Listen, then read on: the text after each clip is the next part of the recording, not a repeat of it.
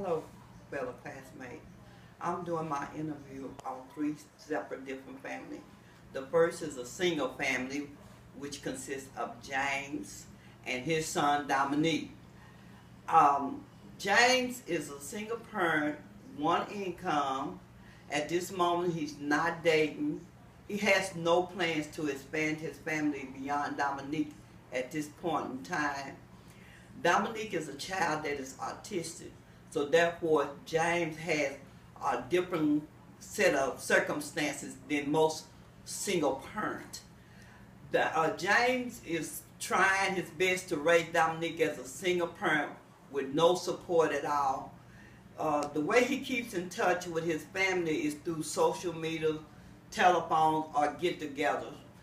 James, I've talked to James and I just felt for him because I know as a woman trying to raise a child that's autistic, it probably is harder for him. And then again, it could be easier, I'm not sure, but I give my hands to James for trying to raise his son by himself and being a single parent.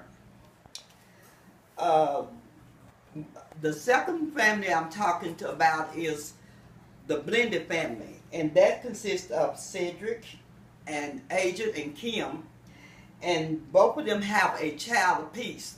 Cedric has a son named Cedric Jr., which is 11, and Kim has a daughter, Mama, which is 11. And they have come together to blend their family to make as one. The thing that they would like to expand their family later on, but after they are married. They don't want any before they get married. They want to wait until they get married. Kim stated that she feels as if she gets along very good with Cedric's side of the family. They don't make her feel different or unwanted or in any kind of way, and that she enjoys being around his family. Cedric states the same about Kim's mother, which is also a single parent. So that this family values most is family time. They love Sunday get-together dinners. They love going to grandma's house. They stated that their family is like the one that she grew up in, because Kim grew up in a family blended house. And that's a good thing because she can kind of relate to what's going on in her own family. And the value that the memories that they create, they value the memories that they are creating together. And soon, as husband and wife, that's what they value the most. They stay connected with their family members. Kim goes to Waxahachie and visit her mom and said go with her. And they go through social media, they Facebook, they do telephone. So they pretty well stay connected with their family through the electronics of this world today.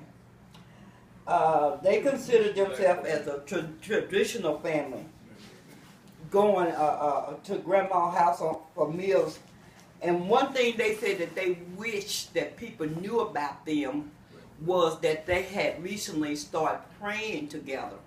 So this took me to ask them what caused them to start praying together. And they had started going to church together because they had wanted to start putting God first and try a different method of living their life together. So they wanted to put God first and teach their kids how to be raised up in the house of God. And to me, that's a good thing. And they wanted to bond well with their kids and be strong. They also feel like that their children should voice their opinions in their relationship. Doesn't mean that it's going to travel far, but they just wanted them to have that freedom to be able to voice any concerns that they may have about being in the blended family. And it's always good as a blended family to let the kids have their opinion also, because they're human too, and they enter into a world that they're not quite used to. So it's good that they can sit down and talk to them, and they can make them comfortable with their situation that's going on.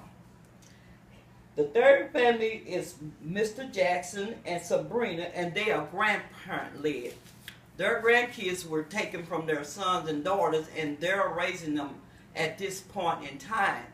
So I know that it's hard sometimes, but the thing that they wanted most was for their kids to come and visit more with the grandkids, to spend more time with them, because even though they raising them, they're not their parents, and kids do miss their parents.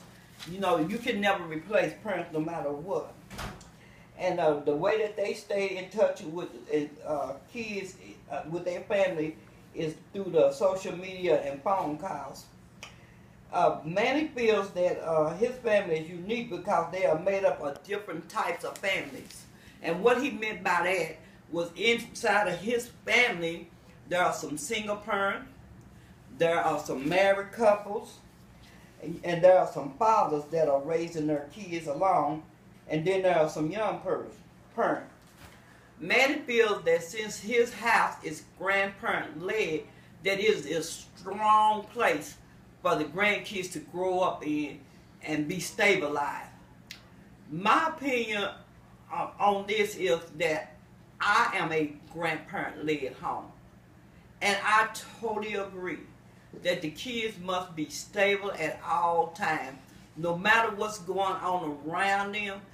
And when I read a lot about grandparents that are taking over the role of raising their grandkids.